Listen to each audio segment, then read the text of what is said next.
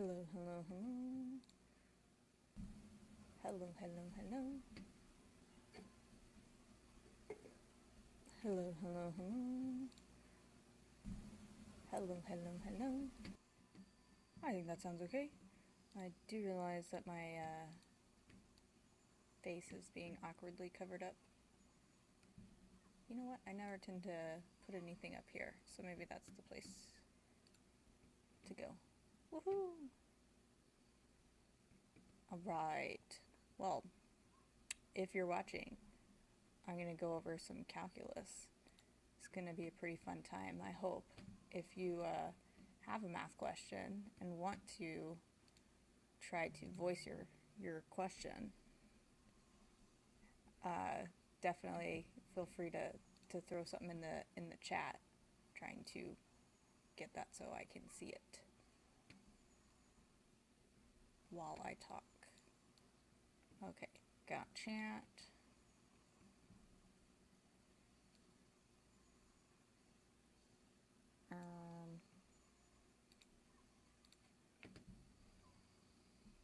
Okay. I see a couple of people are. Hello, Izzy. Hello, Aurora. I see some people watching, so hopefully this will be helpful.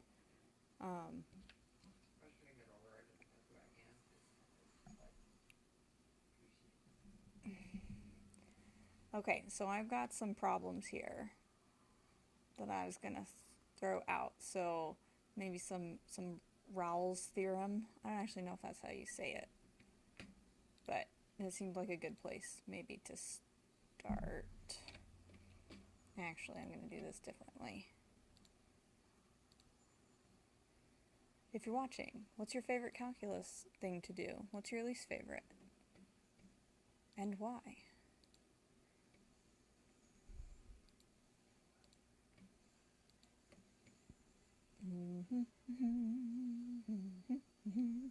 Not sure why I'm humming that, sorry.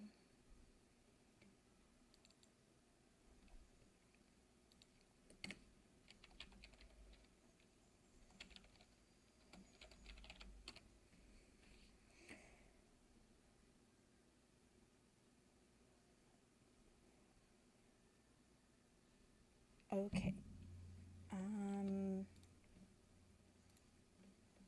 I totally know what I'm doing. Don't even worry about it.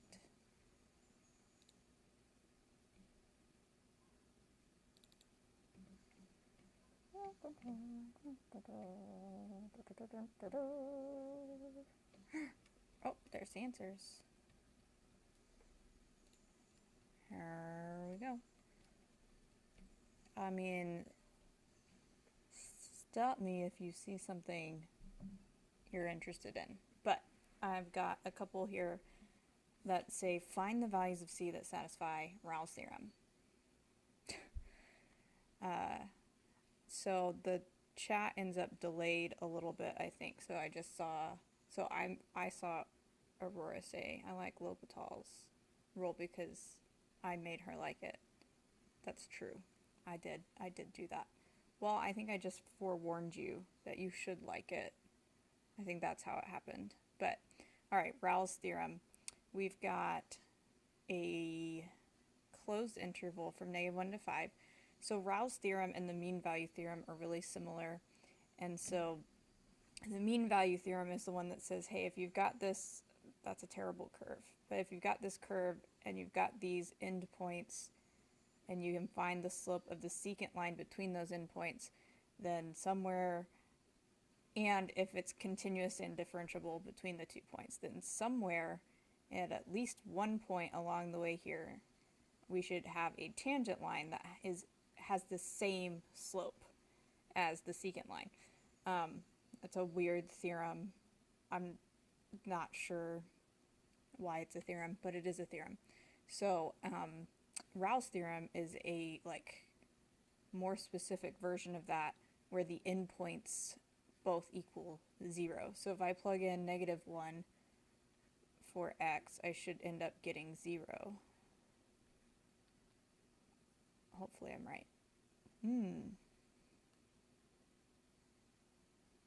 Or maybe Raos Theorem,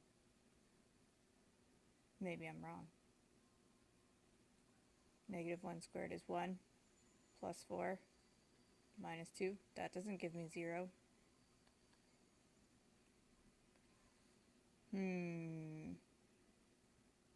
Is it that the slope? No. Well, this is... No, it's not that it gives it 0. It would give me the same thing. Okay. I should end up with a slope of 0. So I plug in negative 1 and I get 3. I plug in 5 and I get 25 minus 20 minus 2, which is also 3. So if we believed from the get-go that this really satisfied Rao's theorem, then we wouldn't actually need to necessarily go through this. If we wanted to say if we were asked to show that Rao's theorem could work here, we would need to go through this process basically of finding that the slope of the line that starts from negative 1 comma 3 and ends at 5 comma 3, the slope of that line is 0. So now to find the values of c that satisfy the theorem, we do the same thing that we do with the mean value theorem, where we take the derivative and then we put in c's. I don't know why we put in c's. It seems like it would make just as much sense to do it with the x's left in, but it's whatever. So this is 2x minus 4. Oh wait, I meant to put 2c minus 4. And then in the mean value theorem, we put this equal to f of b minus f of a over b minus a.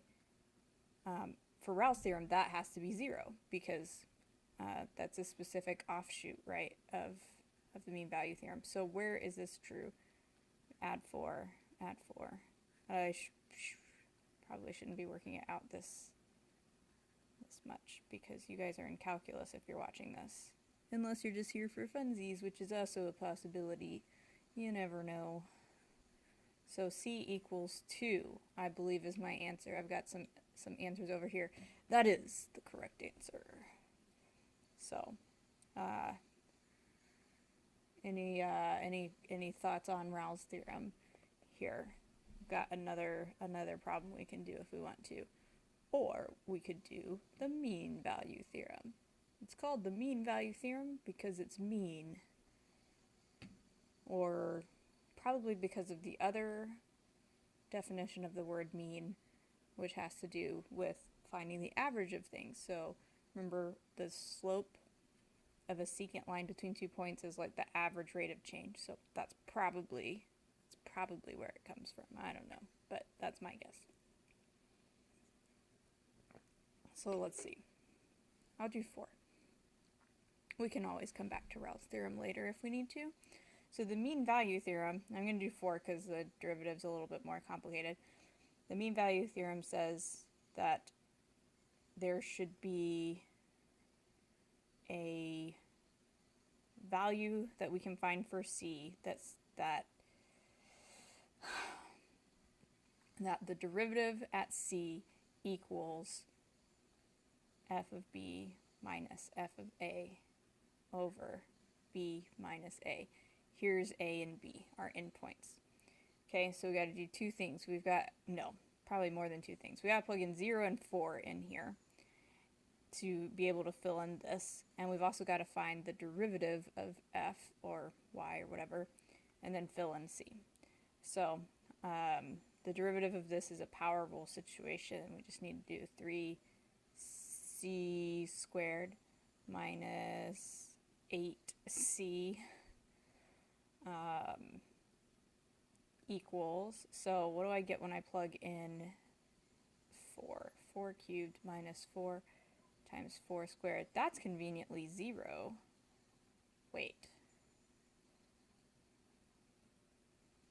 Even though this is the mean value theorem, I feel like this gives us 0 on top, because it gives us 4 minus 4 over 4 minus 0, which is 0. Interesting. Let's see it through, I guess. Nope. Oh wait, I was looking at the wrong one.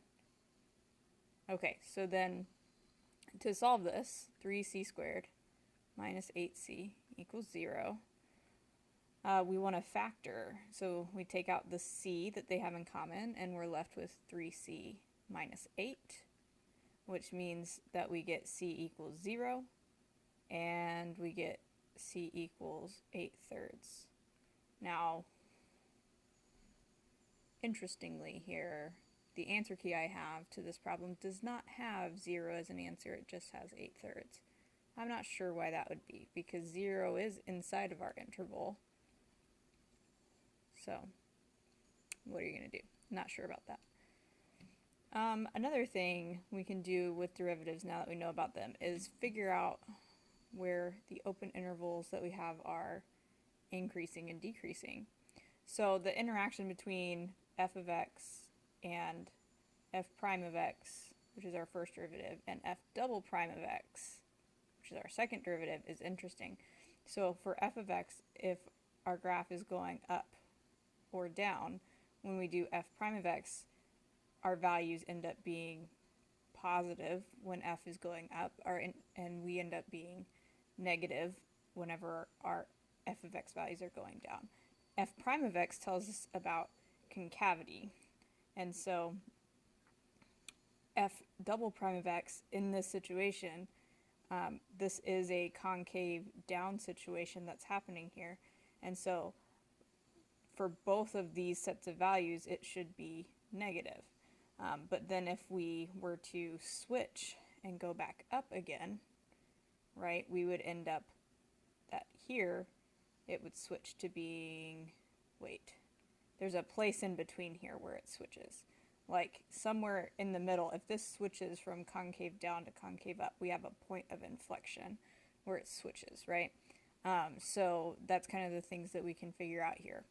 So where is this increasing and decreasing? We use the first derivative test for that, which means take the first derivative and get negative 4x plus 4, set it equal to 0. My pro tip for you is if you don't know what to do in calculus, take the derivative and set it equal to 0, because that's definitely something that comes up a lot.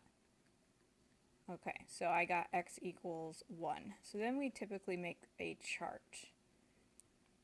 So this is a critical point here, x equals 1. That is a point where we believe it switches from increasing to decreasing, or vice versa.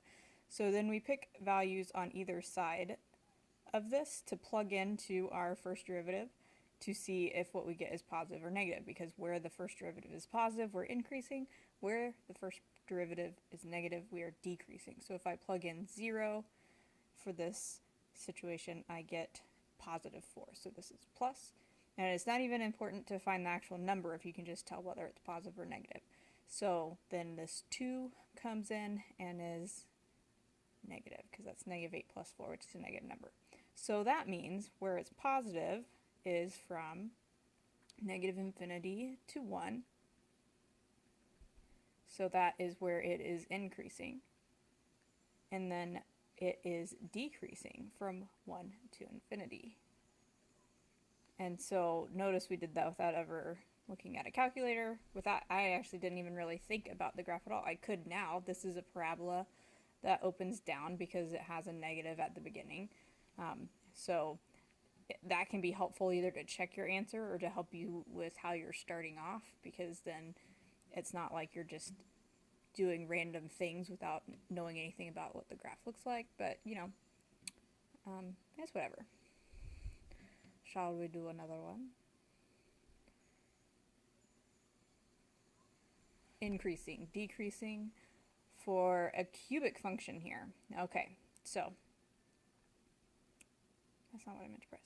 This is what I meant to press. Okay. We're going to do the first derivative here and get 3x squared minus 4x. That plus 3 goes away. So we're going to set this equal to 0 to get our critical points. So that's going to give us x times 3x minus 4 equals 0. So the x on the outside gives us 0. The 3x minus 4, you add 4, divide by 3, and you get 4/3. So these are the two places where we have critical points. We're switching from either increasing to decreasing or decreasing to increasing. And by the way, critical points are either places where your first derivative equals 0, which means that you likely have relative extremum, or they could also, the other place that we can have critical points is where our first derivative is undefined, meaning that there could be asymptotes or things like that. So keep that in mind, that because we've got polynomials here, this is proving to be relatively easy to take the derivative of and solve and things like that, which is great. But if we end up with something rational later on, that can throw a wrench in here. So, all right, let's pick some numbers. Something to the left. Yeah, be careful here. This is not a very big gap, but 1 is in between there. Sometimes I like to pick big numbers just to really make sure that I've got the right idea here. -5 gives us a negative times another negative number, so that should be plus. If this is a polynomial, they likely go like alternate, so probably I get minus in the middle. I can kind of check myself with that. So when I plug in 1, this is positive, but when I plug in 1 here, this is -1. So positive times negative is negative. Okay, that's good. When I plug in 10, that's positive times positive, which is positive. So I'm increasing from -infinity to 0, and from 4/3 to infinity, and I'm decreasing the rest of the time, 0, 4/3. Voila. I think really with a cubic function, the only thing that would get more difficult here would be the solving. I mean, we can at least see how that goes, right? So if I do the first derivative of this,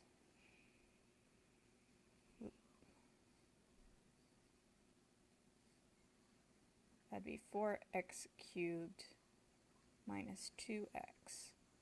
Okay, I don't think this is going to be that bad to solve. I can take out 2x and get 2x squared minus 1. And then the 2x gives me 0. 2x squared minus 1. You'd add 1 over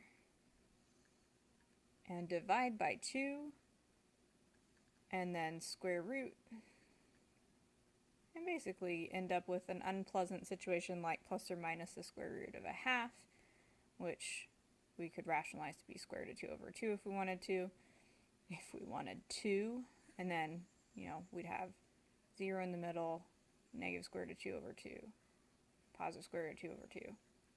We also, by the way, could do the second derivative test if we wanted to actually figure out where we are concave up or down, because if you think about it, if we think this is like a wiggly 4th degree graph, it's either doing this or this, which actually, it just occurs to me that because it's positive x to the 4th, it should be doing something like this. So in theory, if we know enough about what this function looks like, we could actually already maybe know which parts of this are increasing or decreasing. But maybe we don't all know that off the top of our heads because we're not all algebra teachers. I don't know. So if I wanted to take the second derivative and use the second derivative test to see where it's concave up or down, I think this was a bad decision, because this is going to be x squared equals 1/6. So x equals plus or minus square root of 6 over 6. That's not a particularly helpful value. I don't even know what that is, actually. I'm guessing, though, that it's probably in this area. Now, why is that helpful? It's probably not.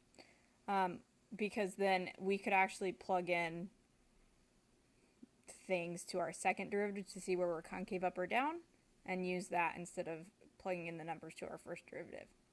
You know what? I think they're about the same amount of work. What's nice is that we could plug 0 into our second derivative, which gives us a negative, and know that this is concave down right here, which, by the way, is what I predicted. We could plug in square root of 2 over 2, although that's kind of gross to plug in. but hopefully pretty quickly realize, okay, that's positive, so it should be, it looks like it's switching, right? This orange is a point of inflection, so it's switching back to concave up. And then if I plug in negative square root of 2 over 2, the same thing should happen. It should like switch back to concave up. That's how we would use the second derivative test.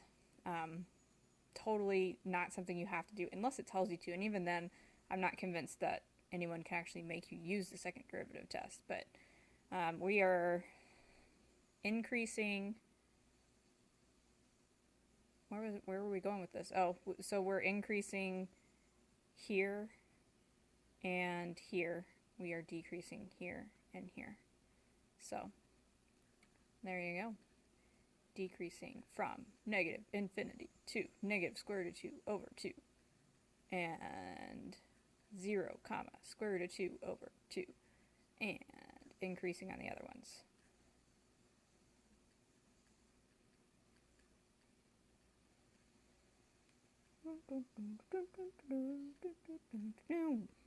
So there you go. Just another one of those examples where it's the algebra and pre-calculus that can get you more so than the calculus, right? All right, we got a rational function here that we could do this with. Now, it'd be my hope that we just wouldn't be given a rational function, but you know, that's basically just hope. So here's how we take the derivative of a rational function. We use the quotient rule. I'm going to leave this negative out in front of my quotient rule. We could put it on top or on bottom, or we can leave it in front and have it not affect our quotient rule. Here's the phrase I use to remember the quotient rule. Low, which is referring to the bottom. D high, so I take the derivative of the top, which is 2x, minus high, which is x squared, d low, so that's the derivative of the bottom, over the square of the one below. So 4x minus 4 squared. So clean up the top a little bit to make it easier to solve this, or since we're setting it equal to 0, 4x times 2x is 8x squared, and then negative 8x, and then minus 4x squared. We are not going to FOIL out the bottom. And this 8x squared minus 4x squared gives us 4x squared minus 8x. And then this stays the same. Now, what should not happen to you is that you end up somehow being able to cancel when you do the quotient rule. If you end up being able to I mean for the top and the bottom. If you end up being able to cancel something on top and bottom of the quotient rule, you've either messed up the canceling rules or you didn't really need to do the quotient rule in the first place. So don't try to cancel anything. What we need to do though is we need to find our critical points, which is where the top and the bottom equal 0. And setting the bottom equal to 0 is one of the places where we can mess this up. So top equal to 0, bottom equal to 0. Now, you can put the squared here and then square root both sides, but because the square root of 0 is still 0, you actually can just say, no, I'm just going to set 4x minus 4 equal to 0. When we do this, we get x equals 1. That is a vertical asymptote. So we're not saying that that's a max or a min, we're saying it's a vertical asymptote, which means that we might switch from increasing to decreasing at that point. We might not, but we need to check. So then this one, we take out a 4x and get x equals 0 and x equals 2. So here's the points I have to check. 0, 1, 2. And remember I said 1 is a vertical asymptote, so if there's a place that might mess with us because it doesn't actually switch from increasing to decreasing, that seems like the likeliest place to me.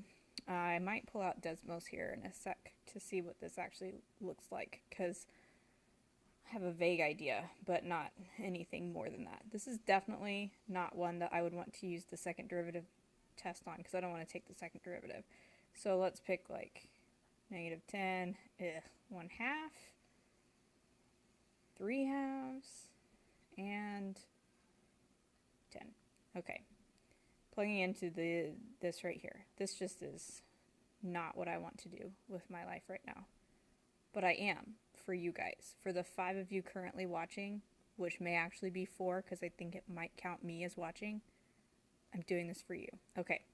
So negative 10 squared gives us a positive 100, so that's 400. 400 plus 80, that's a plus on top.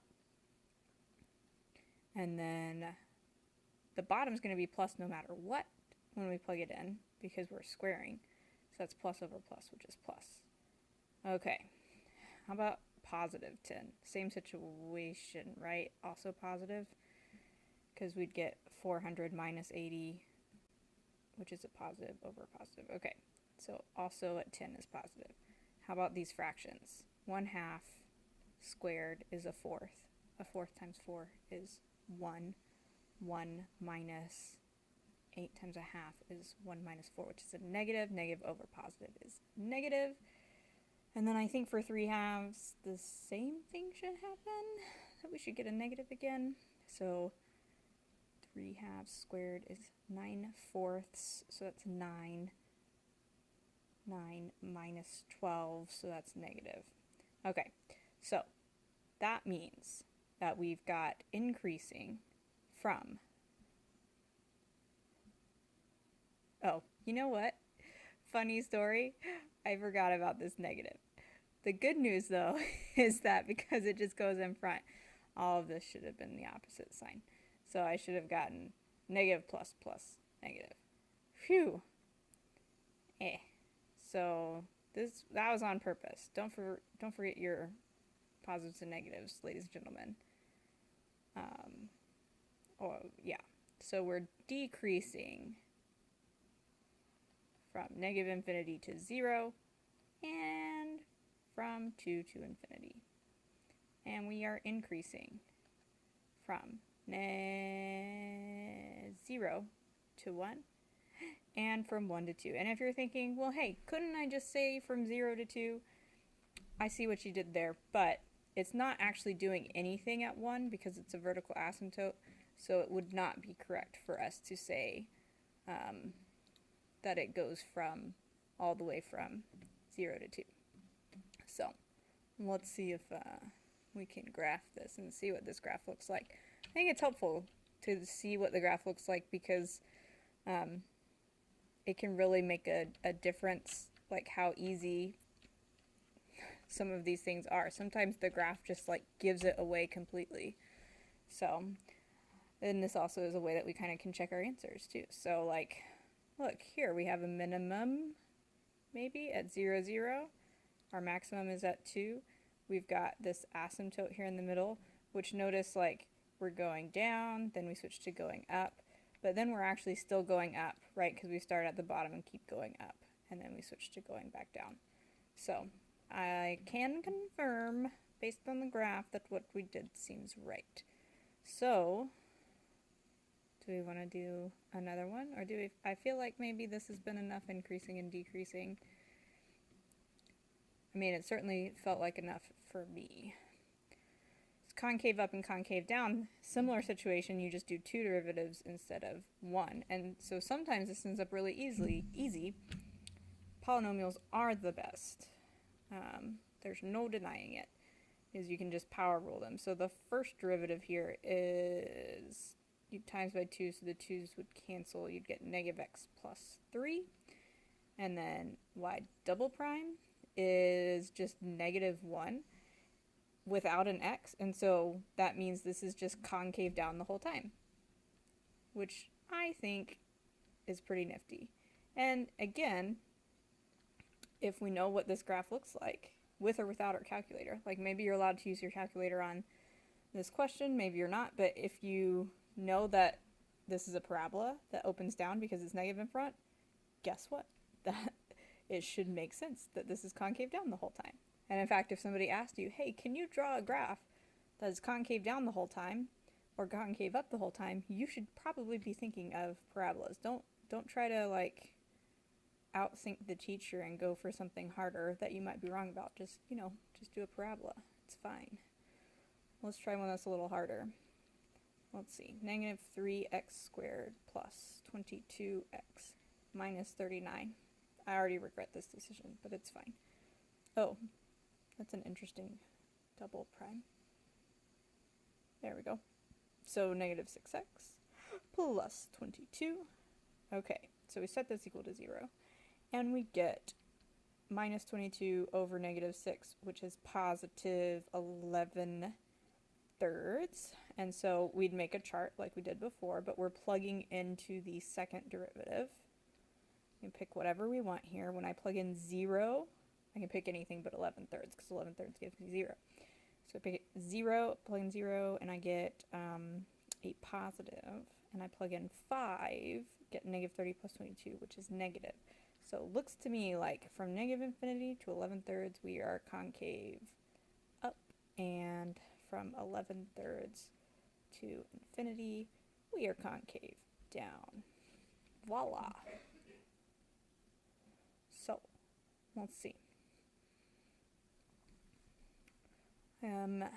Since we did the rational one last time, hey, by the way, you don't have to quotient rule this. Maybe we should do this one. You can quotient rule this, or you can rewrite it as negative 2 parentheses x minus 1 to the negative first, and then chain rule it with a power rule. So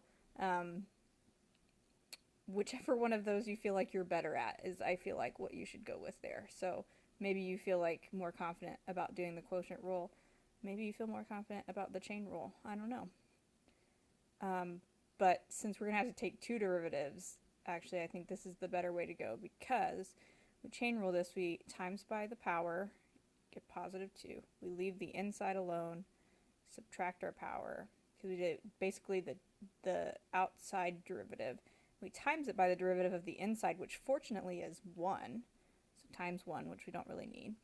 And then we leave it like this for now, so we can do the second derivative. So we times by the negative 2 and get negative 4. And then subtract a power, get negative 3, times by the derivative of the inside, which is still 1. So this is our second derivative. Now, since we're going to set this equal to 0, we want to put the x minus 1 back down on the bottom with a positive exponent. And we're setting it equal to 0. Well, it doesn't equal 0, but there is a place where this is discontinuous, and that can be a place where we have inflection, I believe. Yes, it can. Okay, so I was just trying to think. This is actually a fairly simple rational function. It probably, if I had to guess, got a vertical asymptote at 1 because of at the beginning or at the end, where when we put 1 in at the bottom, we have an issue. And then has a horizontal asymptote at 0. This may be things that you've done as recently as this year. My guess is that it goes this way because it's negative, but I'm not 100% sure. So that's what I think this looks like. So that would mean that it's concave up here on the left and concave down here on the right. Let's do our chart and see. So I could pick something like 0 and 10. If I pick 0, I get negative 4 over negative 1, so that's positive. If I pick 10, 10 minus 1 is 9. 9 cubed is a positive number, so negative over positive is negative. So yeah, this is concave up from negative infinity to 1, and 1 to infinity is concave down. So for both critical points and points of inflection, which are first derivative and second derivative, yes, we care about where it equals 0, but we also care about where it's discontinuous, because those can be places where we switch between the two. And even if it's a discontinuity and it doesn't change either the concavity or the increasing or decreasing, it's still not doing anything at that point. So even if I had ended up with these both being plus, I think would still have to say, it's concave up from negative infinity to 1 and 1 to infinity, because nothing's happening at 1. It's not concave up at 1. It's not concave down at 1. It's also why we're not using brackets, just by the way. That's why we're using parentheses, so there you go. What about this one right here with this 1/2 power? I feel like this could be an issue. It may not be, or again, if we know what this looks like, this is a square root, right? And they could have actually given it to us originally as a square root and made us change it to a power in order to do the derivative. But if we know what square root graphs look like, they go whoop, and this one's a -1, so it should actually whoop. And trying to think if it maybe actually swoops to the left. It might swoop to the left instead of the right. It's hard to say. I think it does because of the negative on the inside, swoop to the left. So lots of swooping happening here. That is the official math term for it, obviously. Now let's take the first derivative of this. So this is a chain rule. We times by 1/2.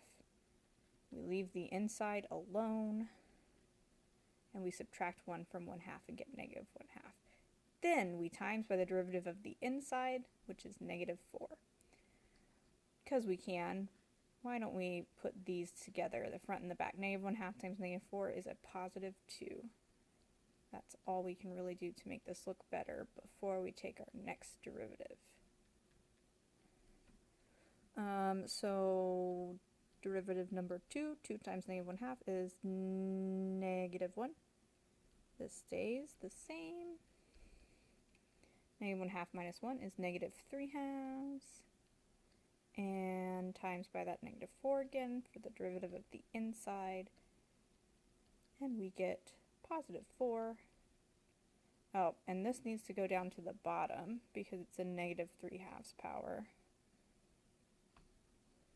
So, got a +4 over 4x plus 16 to the 3/2, or that's a square root into the 3rd power, because we need to figure out where the top and bottom of this equals 0, right? So the top does not equal 0 at all, but the bottom has 2 issues. One issue is that it's on the bottom of a fraction, so whatever 4x plus 16 equals 0 ends up being is a problem. But also, anything that makes that square root negative is an issue. So really, we want to know, we want to see where it's greater than 0. That's where our function is defined, because those are the numbers you can plug in to get answers. And basically, this is going to end up being, I'm guessing, concave up, because this was a +4 on top the whole time. Oh, and also because of our swooping we talked about earlier. But it's going to do the same thing the whole time, because basically our discontinuousness that's happening is actually just that we're not defined everywhere in this case. So, oh, I lost my train of thought because I was like, wait a second, why did I know all this about something that was 3/2 on the bottom? But no, originally it was just a regular square root. So we subtract 16 and divide by 4 and get x is greater than -4. That is where, wait, I dropped a negative. Man, you 3 people in chat, why aren't you telling me about these things? I dropped a negative,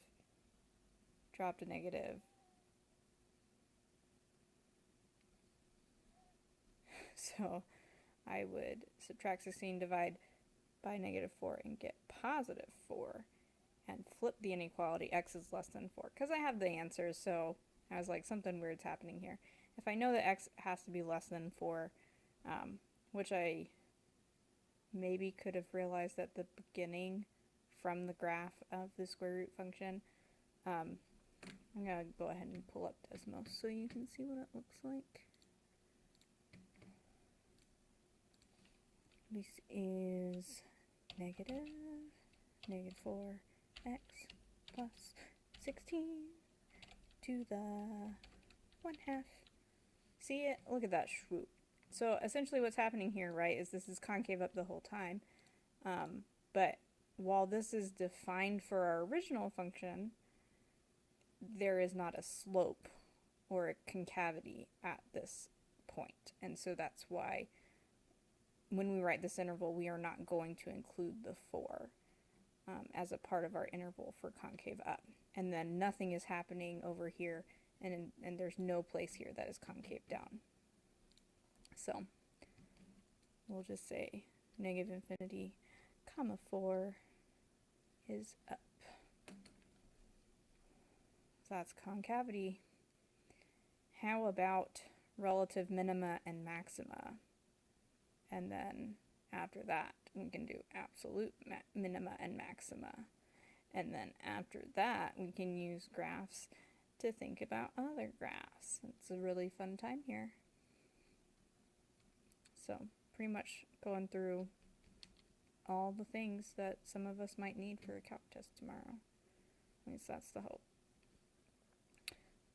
Okay, for each problem, find all points of relative minima and maxima. So relative minima and maxima happen where the first derivative equals 0, and we get our critical points. So we've got some nice polynomials here. We actually could use Algebra 1 skills to find the maxima or minima on this first one because it is a parabola, but we are in calculus, so we might as well enjoy that while it lasts. So subtract 8, divide by 2, and get negative 4. So we know there's either a max or min at negative 4. If you know that this is a parabola that opens up, you know it's a minimum. Either way, we should probably plug in negative 4 to find the y value that goes with it. Plug it into our original function. Get 16 minus 32, which is negative 16, plus 11, which is negative 5. So negative 4, negative 5. If we're trying to figure out if this is a max or a min without using our calculator or our knowledge about parabolas, this is the point where we would plug in things to the left and to the right. And so 0 gives us plus, negative 10 gives us negative. And I actually like to draw a picture here, right, to help me, because it's going down and then switching to up. That's a minimum, right? So relative minimum at negative 4, negative 5. So the difference between relative and absolute maxes and mins can be a bit tricky. When we do the first derivative and get our critical points, we know that those critical points are likely giving us relative maxes and mins. Sometimes they're also giving us absolute maxes and mins. For instance, in this case, this is also the absolute minimum of this graph because it's a parabola and bottoms out, right? But it didn't ask us for that, so we don't need to say that. So yeah, I don't know. Maybe I think more about that will come to mind later on because it's kind of tricky. First derivative of this one, y prime equals 3x squared minus 6x. So set that equal to 0. Oh, let's take that 3 out and get x minus 2. So x equals 0 and x equals 2. Again, I could probably use some of my fancy function knowledge here to help with this, because if it's a cubic function and it's positive, it goes like this. I don't know exactly what kind of squiggling is happening in the middle, but because I did get 2 critical points, it does imply to me that we have a max at 0 and a min at 2, most likely. But, I mean, especially if we're about to have a test, we should double check and make sure. So when I plug in negative 2, I get a negative 6 and a negative 4, which multiplies to be a positive. When I plug in 1, I get positive times negative, which is negative. When I plug in 5, I get positive times positive, which is positive. So yes, this is a max and this is a min. This would be one where the second derivative test might be an easy way to go, because it wouldn't be hard to take the second derivative and it would tell you basically the place where they swap. I don't know. I'm not sold on the second derivative test. We need to find the values for 0 and 2. So we plug in 0 and get 3. This is a relative max. And then our relative min is 2 comma something, 2 cubed, minus 3 times 2 squared, plus 3 is 8, minus 12, plus 3, negative 4, plus 3, is -1. Is this right? 0, 3, 2, -1. Yeah. Okay. So, same sort of situation as what we did on increasing and decreasing, basically, on these. So,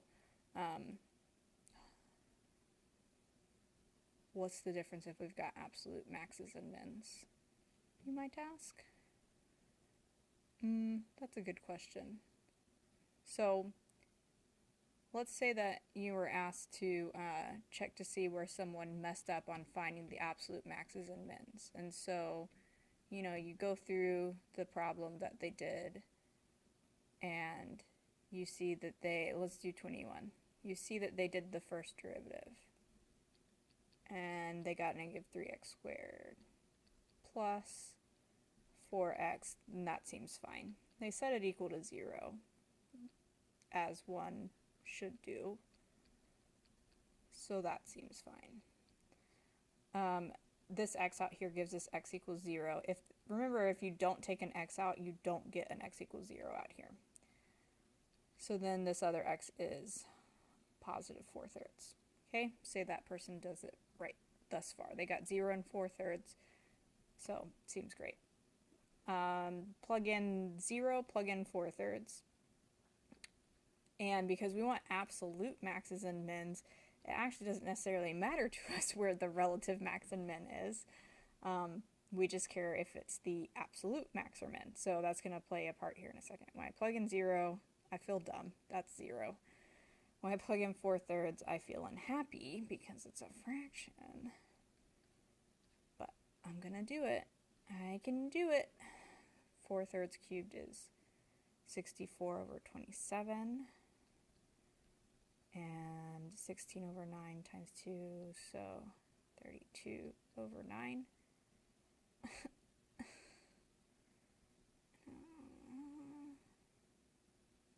Not times, yes, times 3. That's 64/96, but gives us 32/27.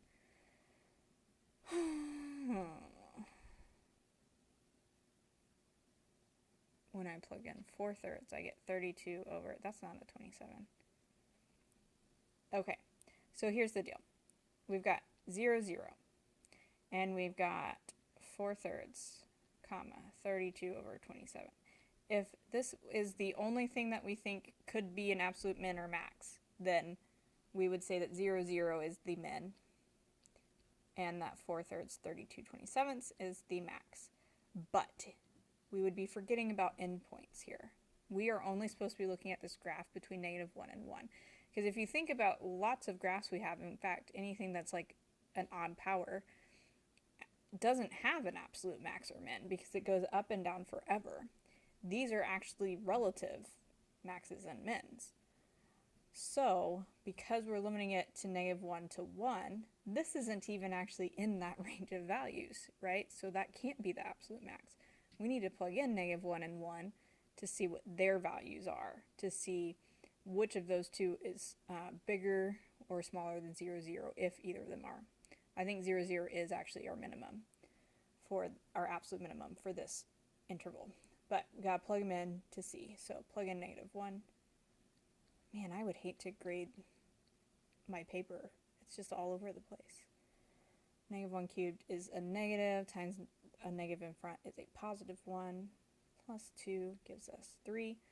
So -1 comma 3. Well, that's our new max value. What happens when I plug in a regular 1? I get -1 plus 2, which is 1. So the points I'm comparing here are 1, 1, -1, 3, and 0, 0. So the smallest y value out of those three is in fact 0, 0. The biggest y value is -1, 3. So that's our absolute max. And then 1, 1 isn't anything. It's just somewhere in the middle. And then 4/3, comma 32/27 is not in our range of values. If it had been, it still wouldn't have ended up being our max. Well,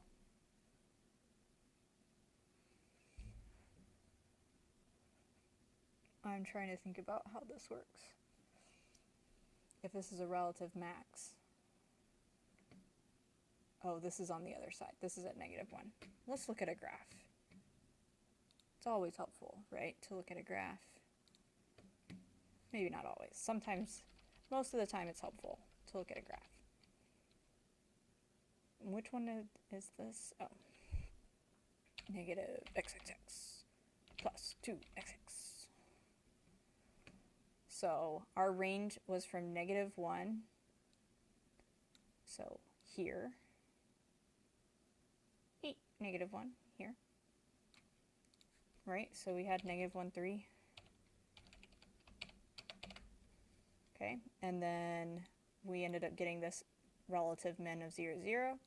We got this relative max of 1.33, but wait, this right here is actually where we're like bound between. Basically, if one of the things we could do is say, oh, I only want you to be graphing here between -1 and 1, right? So yes, this is absolutely the max value. And yes, this is absolutely the min value. That's how that works. There you go. Whew. Tough work here. Calculus is hard.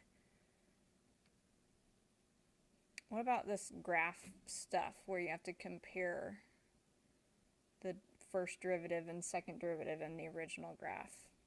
Anybody interested in that sort of situation? Or am I talking to an empty room?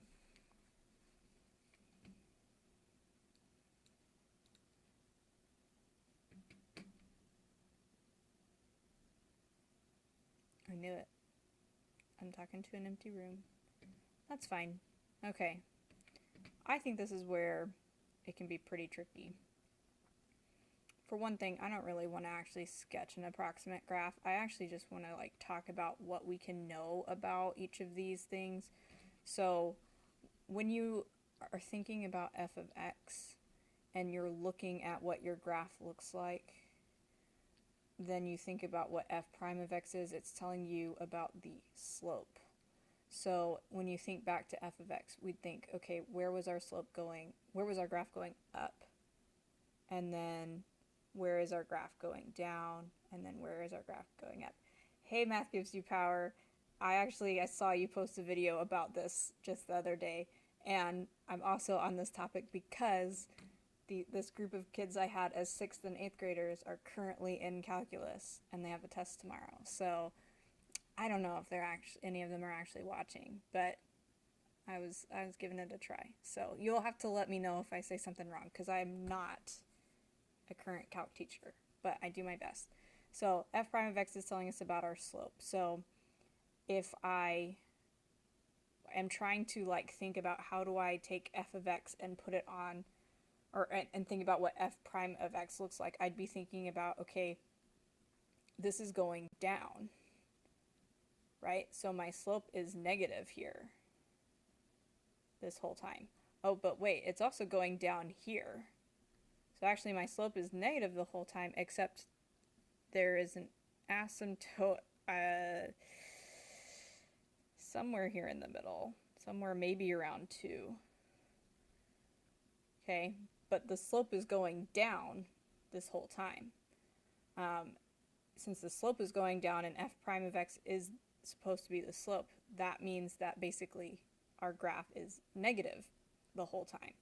What else can we know about this? Like, besides the fact that it's supposed to basically be down here at the bottom. Like, I can see the answer, so I know what it's supposed to look like. But I'm trying to think about, like, what else would we be able to say about this? Well, we could, I guess, say, hey, this slope is not very big, right? It's going down gradually, and then it starts going down really, really fast. So the graph of this looks something like this ish. That's not a perfect thing. Number lines and f prime and f double prime charts to figure out what's going on. I feel like when I did the AP training for calculus that I learned about that, but I know that I've forgotten some of it. So you may have just joined us. We did earlier we were doing the charts for like positives and negatives and things like that for finding minimum and maximums and concavity and increasing and decreasing. So I don't know if you're pointing out more than that, but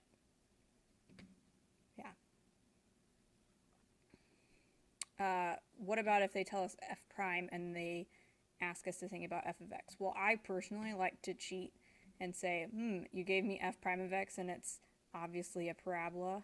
Can I go backwards and think about what kind of graph f of x should be? Which maybe is a little tricky, but that's how I like to think about it. If you know that to get x squared as your f prime, if you know that to get x squared for f prime you had to have had something cubed before that, then that can help you figure out what you need to do. What else can we know here? So this is our slope. And this is so weird at first to realize, but when we're looking at f prime, what we actually care about is where is this graph positive? Because that is where this graph is going up. And where is the graph negative? This one has a very little bitty spot where it's negative. Okay, so it looks like we have a point. This would be a critical point where our slope is 0. Because remember, this graph is a slope. So literally our slope is 0 here. And our slope is 0 here. So these are our maxes and mins, our relative maxes and mins for our x cubed graph. So this is switching from positive to negative.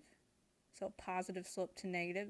So that looks like this. And then it switches from negative to positive. So that should look like this. So one thing that can be a hang up here is like we don't know any of the actual points for f of x. So we're just sketching a possible graph. So technically I think what I have here could work. I just drew it on the wrong thing.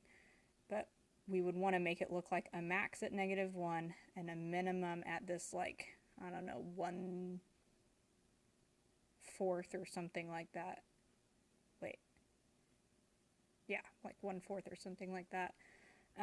We could try to like think about where this is concave if we wanted to, but honestly I think that's more effort than is needed. I think this actually is where it should switch concavity from down to up, because this is both fascinating but also really frustrating in some ways, because when you're looking at f prime of x, it's like you're shifting over your perspective. So the things that I would look at for f to tell me about other things, like to tell me about f prime and f double prime of x, when I'm looking at f prime instead, like now I've shifted over my perspective. So to figure out f's concavity, I need to think about the slope of f prime of x. And so because the slope is 0 there in the middle, I know it switches concavity. It's weird. Honestly, I don't think it's pronounced concavity, but I don't know. So that's just a side note. So I don't know. I'm gonna put it like this, something like that. And it's a sketch, so don't make it look terrible, but it also doesn't have to look amazing. So somewhere in between. And the answer key for this looks like this. So I don't know. I think we did a pretty good job. That's how you pronounce it. Okay, well, we can't both be wrong, right? So it just, I think I feel like I'm emphasizing the cavity part of it, which makes me think about the dentist. So it's kind of a sad story. Oh, given the graph of f of x, sketch an approximate graph of f double prime of x.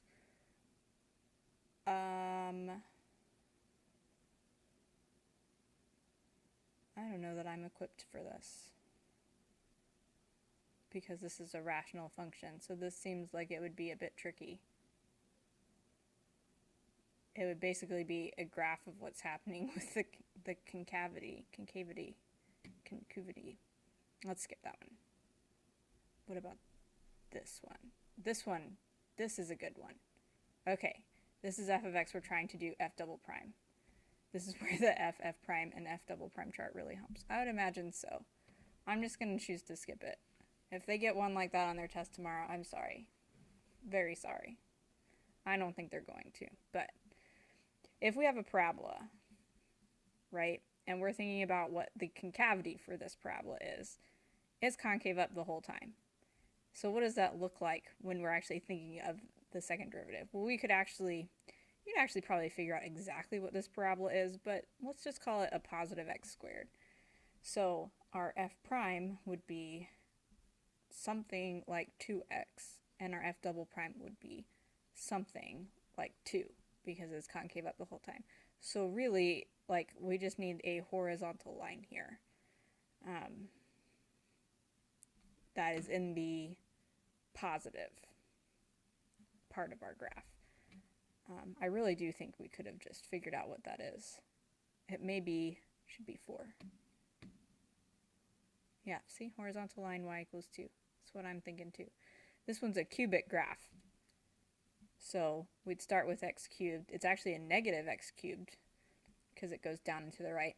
So then f prime would have been a negative parabola.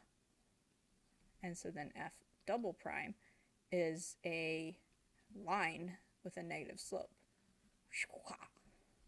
Something like that. And that's all I have. Like, I skipped some problems. The amount of viewers that have been here have been going up and down. I think that this pretty much covered what may be rumored to be on the test based on what was on the review. Not that I know anything about that, but we talked about Raos Theorem. We talked about critical points. So critical points, remember, is where f prime of c is 0 or undefined. So you have to take the derivative and then set the top and the bottom equal to 0. So that's important here. First derivative test tells you about a point that maybe is a max or a min, or just in general an extremum. If you do have a graph like,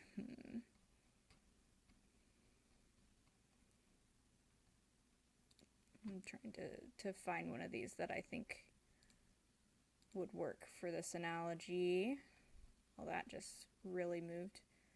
Like, if we're looking at a graph of f of x, and instead of what I asked earlier, if we're being asked at a specific point, what could we know about the first and second derivative, right? And we'd think, okay, how am I gonna look at, like let's look at -4, for instance, here. If I look at the point at -4, the first derivative is the slope. So what can I know about the slope? Basically, I can know that it's negative because it's going down and to the right at that spot where we have a tangent line. So that's what I can know about f prime at that particular spot. What can I know about f double prime, the second derivative? Well, that has to do with concavity. So it's concave down here, so I would know that the second derivative is negative. So it looks like the first and second derivative at -4, 2 would be negative. Those are the kinds of things that I can know just by looking at the graph. Going back to my secret information sheet. I thought this was an interesting question because I feel like lots of people wouldn't know the answer, even though as like a calc teacher it would be super obvious. I mean, none of these are really great examples. Oh, no.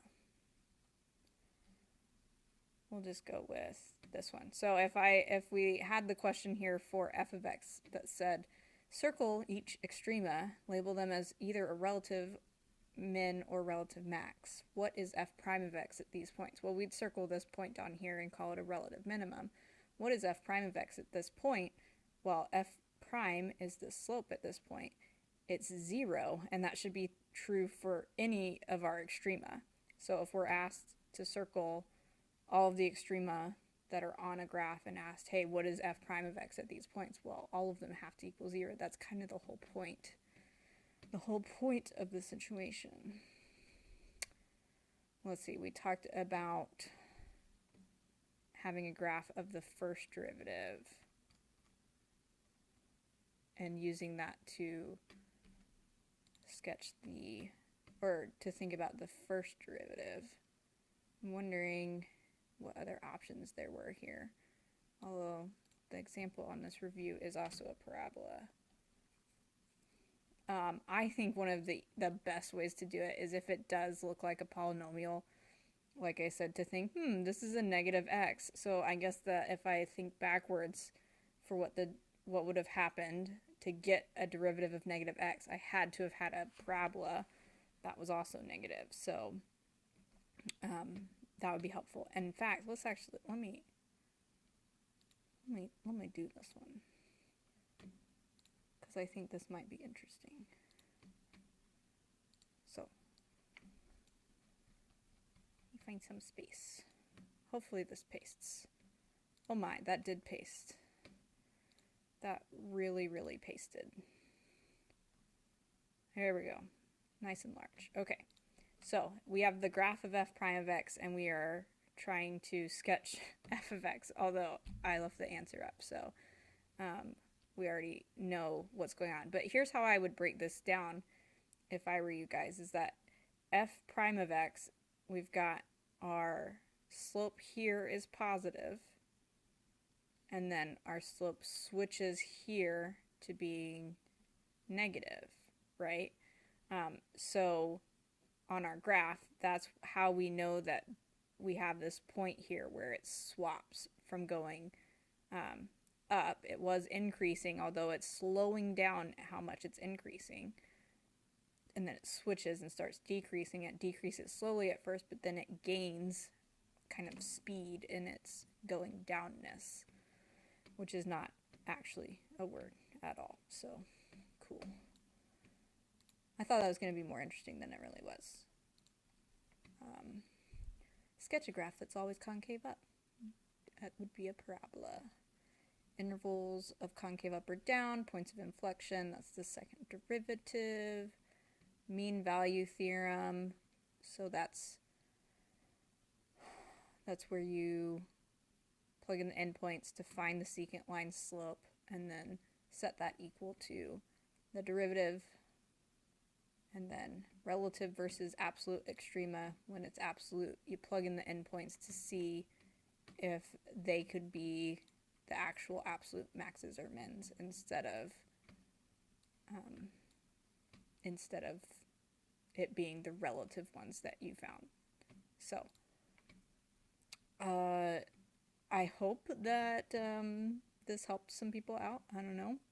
I guess I'll hopefully find out. Certainly leave me a like, a subscribe. You're probably already subscribed, but thanks for being here, and